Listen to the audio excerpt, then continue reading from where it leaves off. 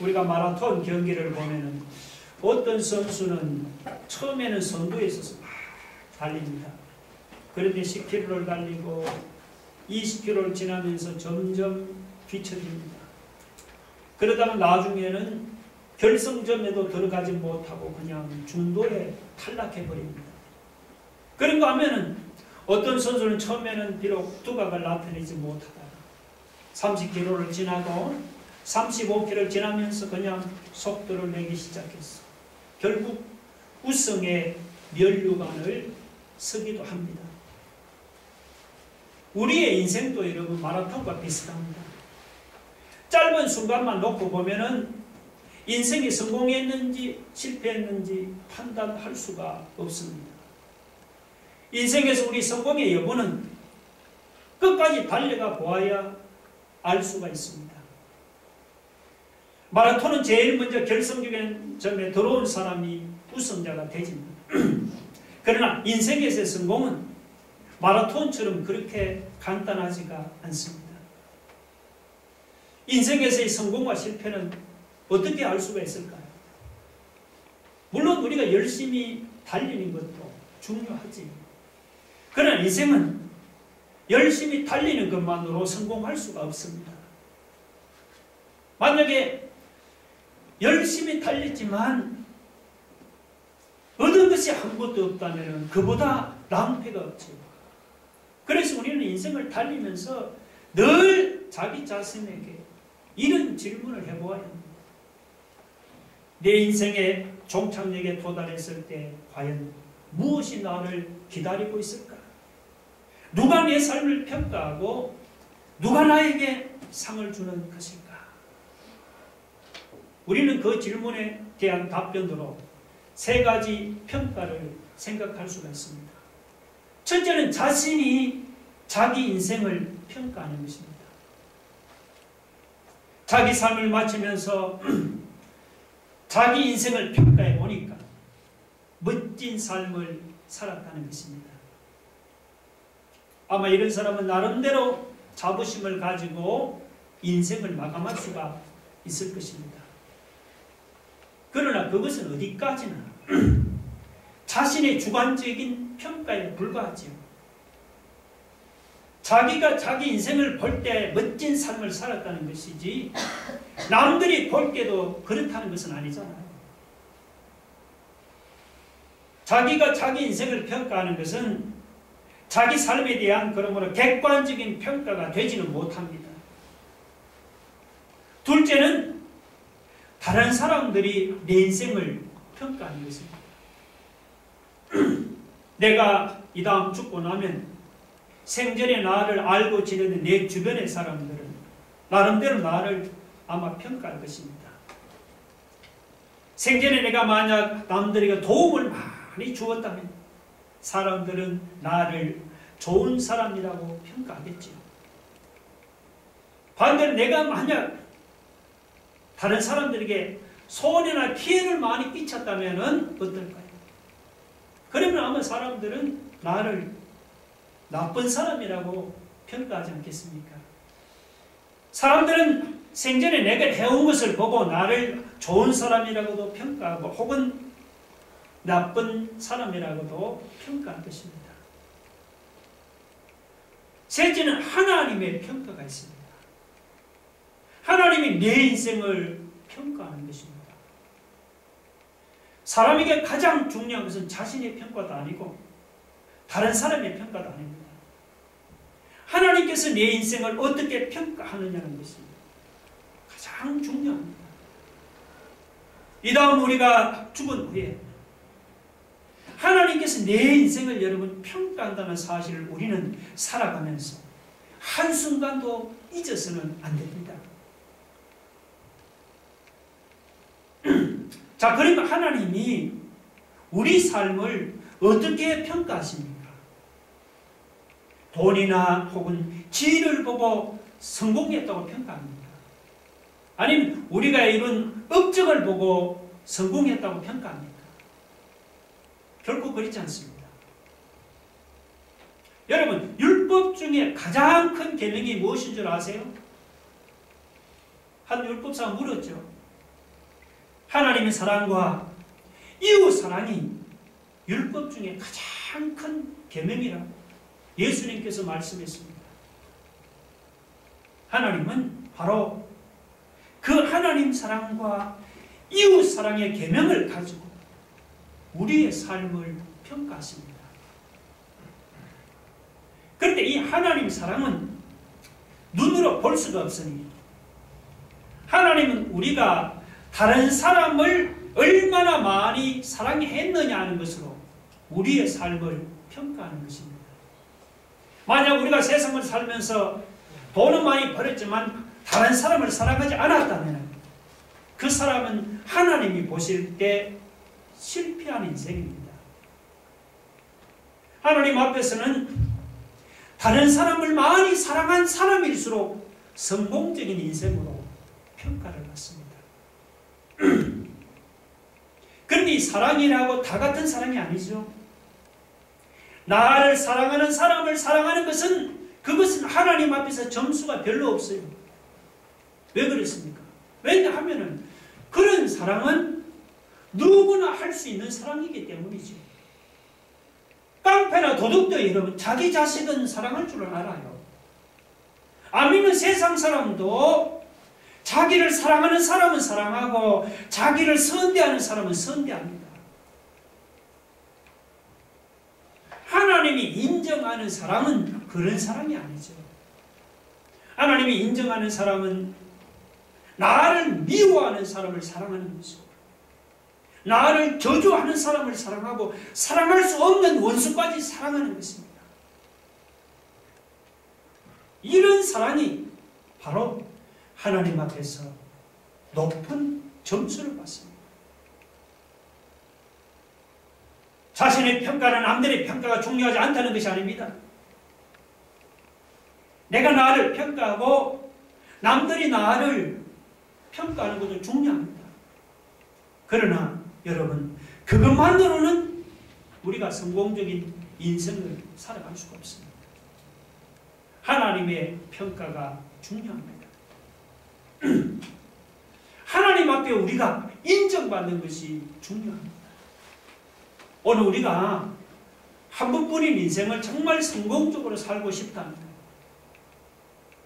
나를 사랑하는 사람만 사랑하지 말고 우리가 나를 미워하는 사람도 사랑할 수 있어야 합니다. 더 나아가서 나를 저주하는 그런 사람도 우리가 사랑할 수 있어야 합니다. 심지어 나를 괴롭히는 원수까지도 사랑할 수 있어야 합니다. 우리가 이런 사람을 통해서 우리가 하나님 앞에 설 때 우리 모두 하나님 앞에서 성공했다고 평가하는 그런 인생이 되기를 바랍니다.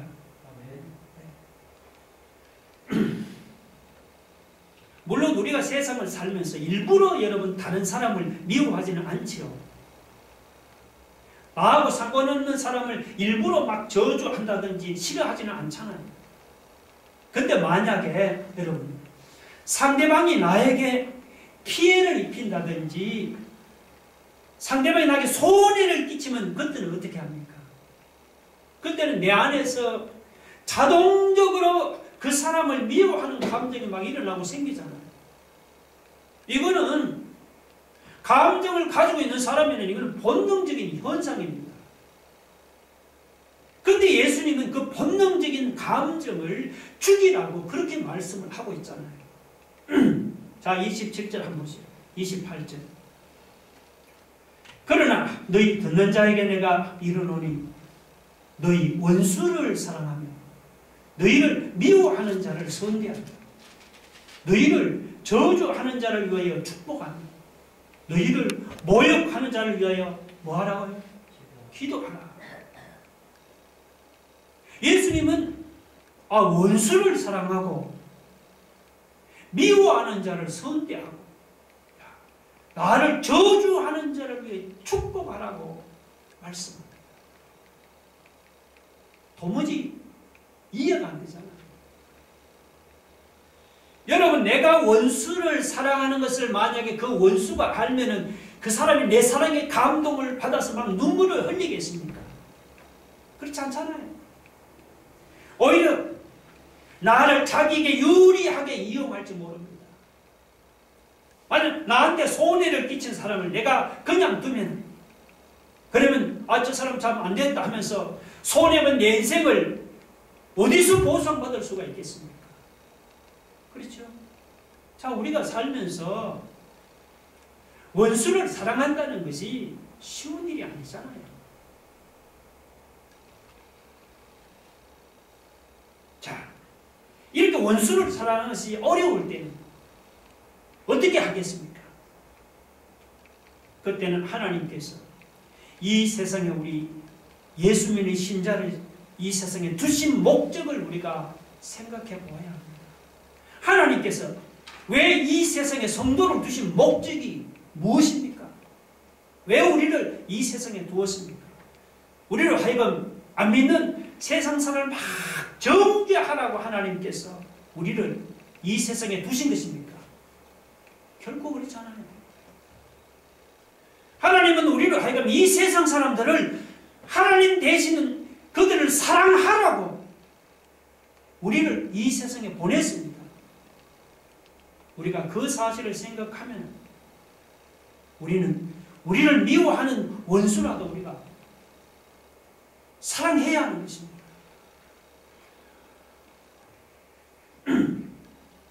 자, 그럼 우리가 다른 사람을 사랑하는 어떻게 사랑할 것입니까? 다른 사람을 사랑하는 여러 가지 방법이 있지만 가장 중요한 방법은 뭐냐 하니까 남을 용서해 주는 겁니다. 용서하는 것이 사랑하는 한 방법입니다. 뭐 남을 사랑한다고 우리가 돈을 줄 수는 없잖아요. 남을 사랑한다고 우리가 뭐 양식을 한 푸대 갖다 줄 수도 없습니다. 그러나 남들이 잘못한, 나한테 잘못한 것을 우리가 용서해 줄 수는 있습니다. 남의 허물이나 잘못을 용서해 주는 그것이 뭐냐? 그 사람을 사랑하는 방법이다 말이죠. 근데 우리가 여러분 보세요. 자, 원수를 사랑하려고 하면은요, 걸리는 것이 두 가지가 있습니다. 하나는 아까 말했죠. 감정의 문제입니다. 저도 그렇고 여러분도 그렇고 원수를 미워하는 것은 자연스러운 감정 아니에요? 생각해 보십시오. 막 나를 저주하는 사람이다. 나한테 어떤 손해를 입힌 사람이다. 어떻게 미워하는 감정이 안 생길 수가 있겠습니까? 그 원수를 보면 언제나 마음속에 미워하는 감정이 일어나는 것은 이건 당연한 일이에요. 이렇게 마음에 미워하는 감정이 일어나는 원수를 우리가 사랑한다는 것이 쉬운 일이 아니지. 그래서 어려운 거예요. 그래도 여러분, 우리는 억지로라도 뭐냐? 원수를 사랑해야 되는 거예요. 사랑하고 싶어 사랑하는 사람은 한 사람도 없습니다. 사랑할 수 없는 그 감정을 우리는 우리의 이성으로라도 억지로 주께서 사랑하라고 했으니까 이겨내야 하는 거예요. 원수 사랑하는 마음이 들 때까지 있으면 죽을 때까지 원수 못 사랑합니다. 우리가 그렇게라도 억지로라도 사랑해야 하는 건 왜 그렇습니다. 왜냐하면 하나님도 어떻게 했습니까? 하나님도 원수된 우리를 하나님이 용납하고 우리를 기꺼이 사랑했기 때문이죠.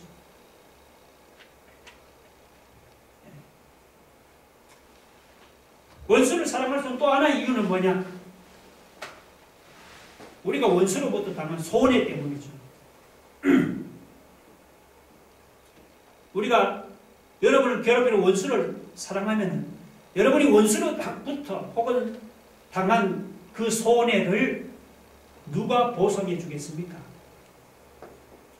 그 원수하고 상관없는 제3자가 탁 보고 우리의 감동돼서 나서서 우리가 당한 손해를 보상해 주겠습니까? 천만의 말씀이죠. 그러니까 하나님 원수를 사랑하라고 해도 우리가 그 원수로부터 당한 어떤 물질적, 경제적 혹은 뭐 여러 가지 손해를 생각하면 할 수가 없는 거예요. 그런데 하나님은 뭐라고 말씀합니까?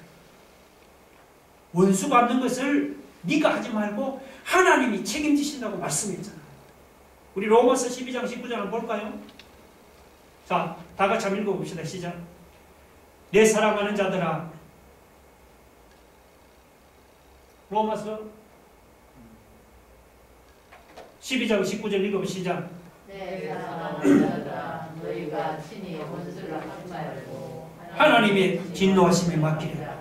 기록되었으되 원수 갚는 것이 내게 있으니 내가 갚으리라고 주께서 말씀하십니다.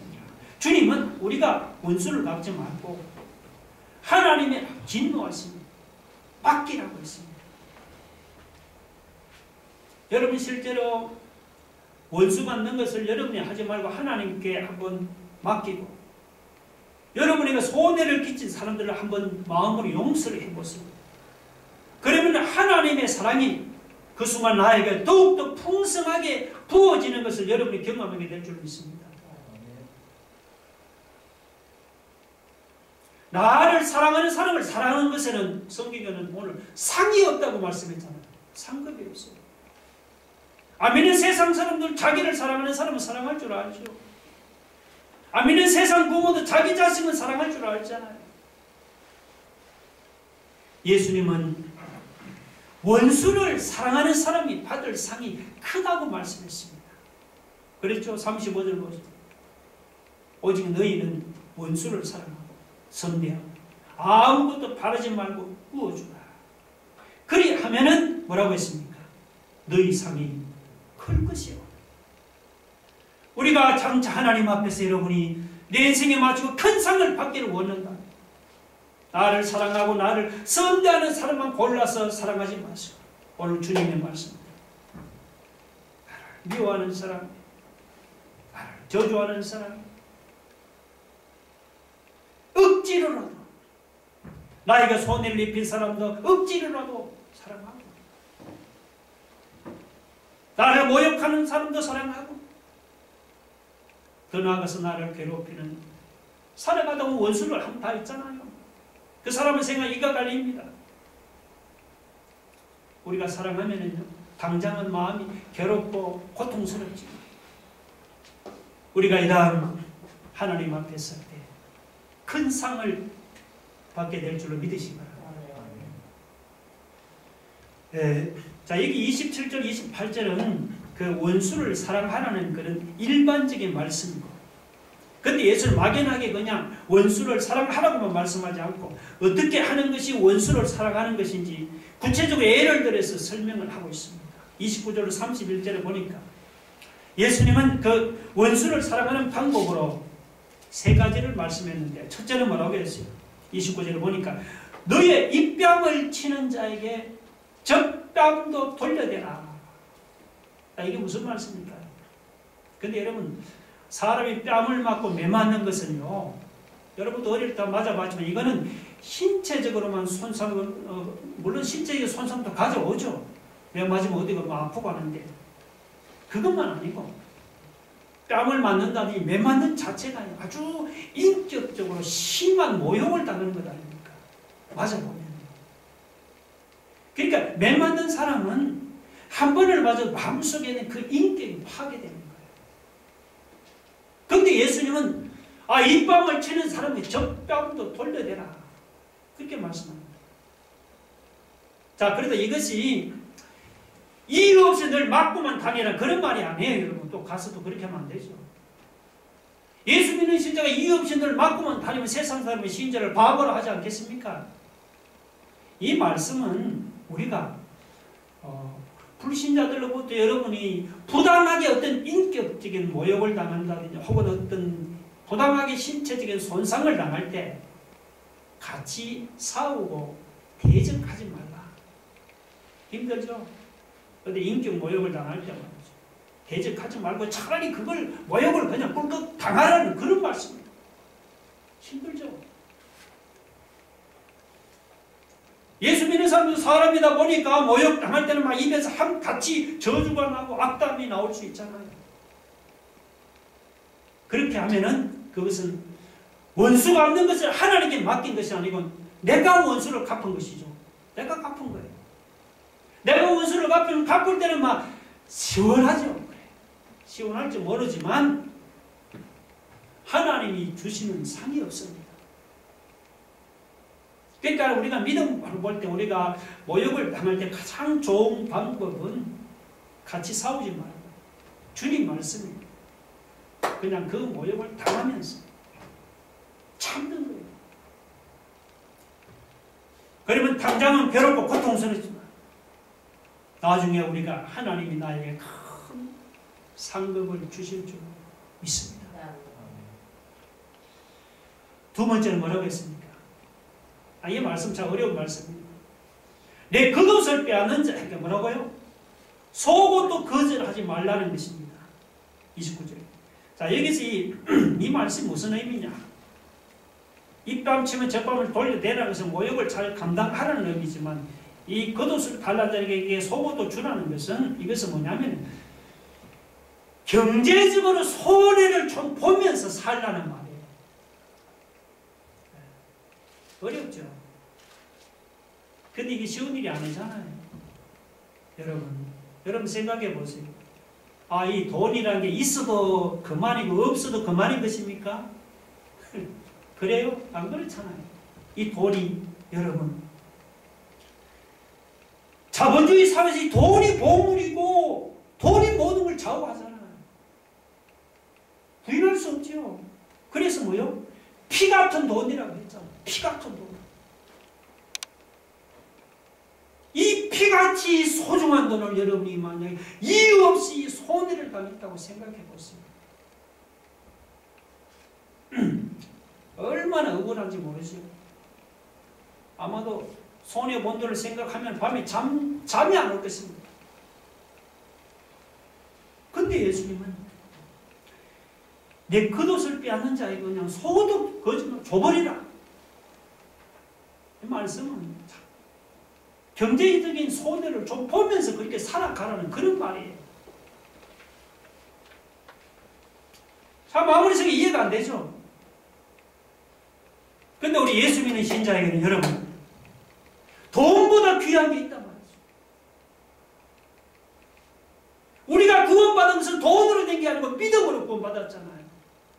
우리는 돈보다 더 귀한 믿음을 가진 사람입니다. 이게 아멘 해야죠. 우리가 돈은 손해를 볼 수 있지만 근데 여러분이 그런 어떤 경제적인 손해를 통해서 우리는 정금 같은 믿음을 가지게 되는 것입니다.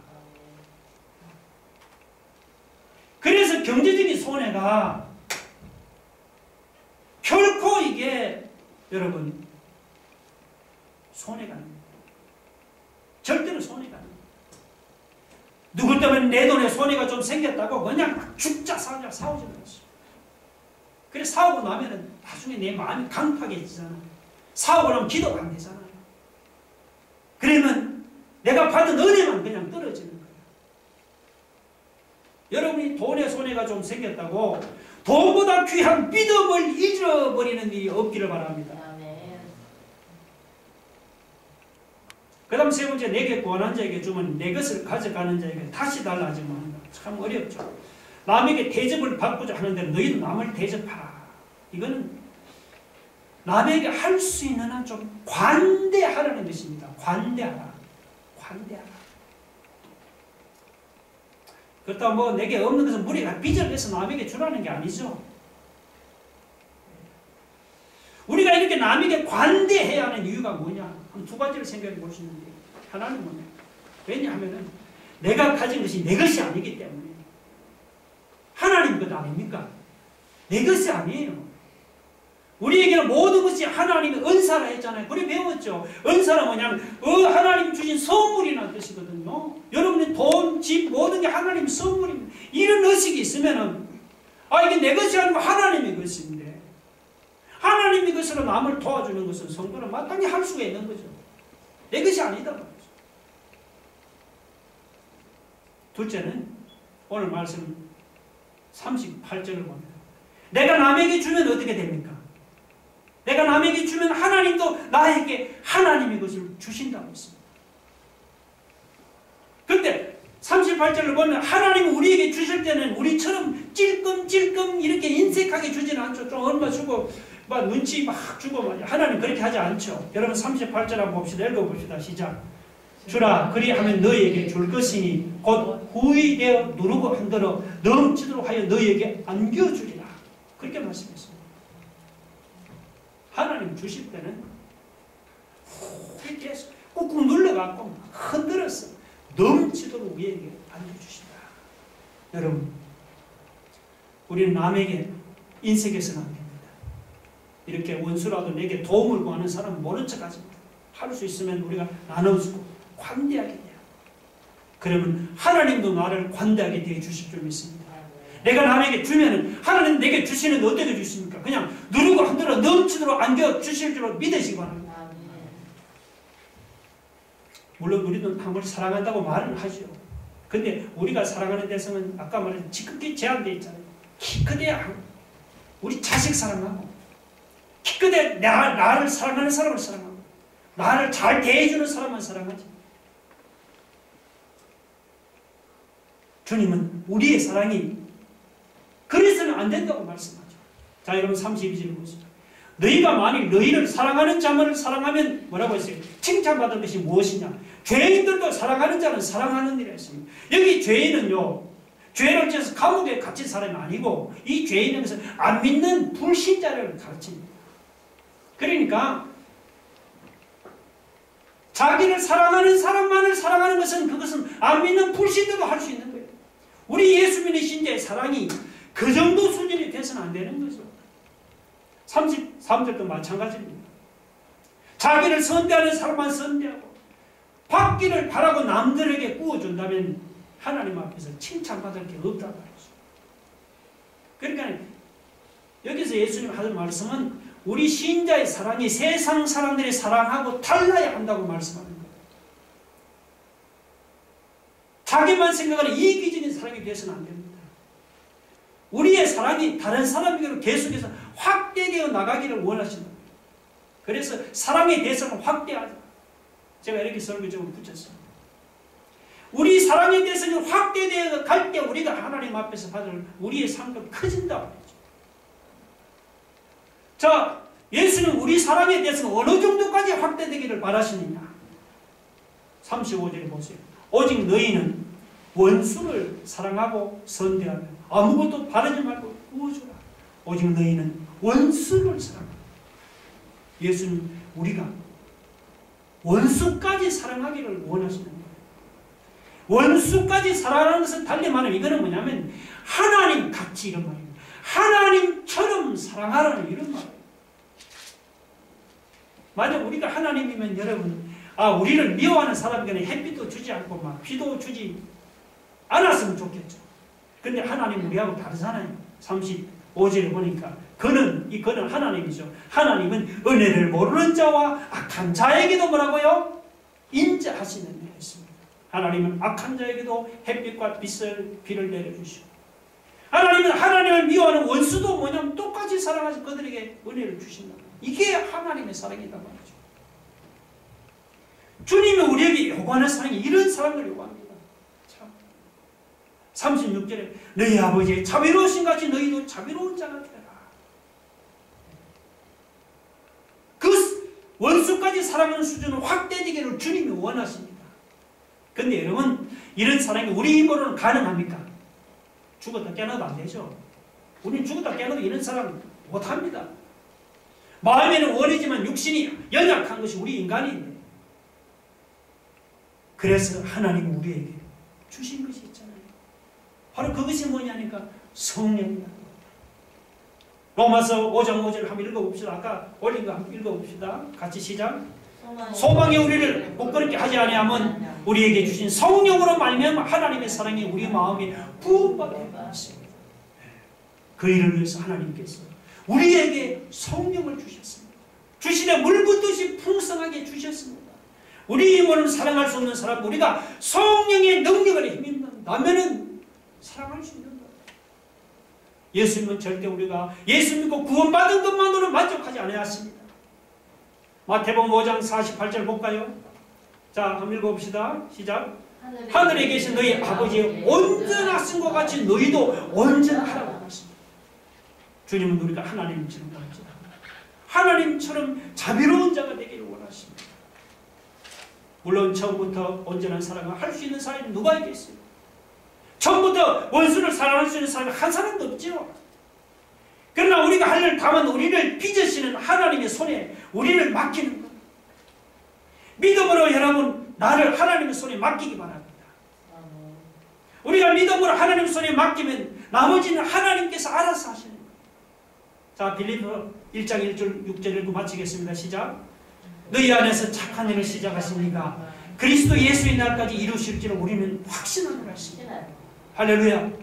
우리는 부족하지만 우리가 믿음으로 하나님의 손에 맡기면 우리 안에서 착한 일을 시작하신 하나님께서 그의 성령을 통해서 오늘 우리를 이렇게 원수까지 사랑하는 수준으로 우리를 만들어 주시고 빚어 주실 줄을 믿습니다. 우리 말씀을 생각하면서 함께 기도하겠습니다. 하나님은 우리의 사랑이 가족,